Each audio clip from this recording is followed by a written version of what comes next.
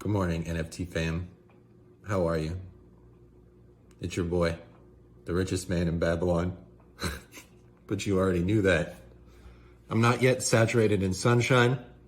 It's still dark outside. I'm wearing a hat.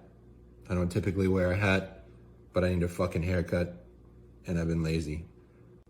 However, today, I'm gonna make you a quick little video on how to make an NFT in Photoshop. I've seen a lot of traffic, a lot of questions, a lot of answers. You don't make an NFT in Photoshop, you nut. You use Photoshop to do photo editing, all sorts of other shit. You make digital art in Photoshop. I don't even know what you can do in Photoshop anymore, honestly.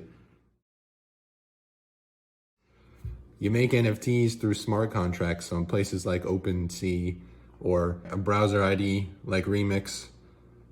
You make smart contracts here on your computer, or you get somebody who knows what they're doing, and then you put them up. NFTs are empty containers that you put data inside. It can be digital art, it can be videos of you and your girlfriends, whatever the hell. It can be a deed to a house.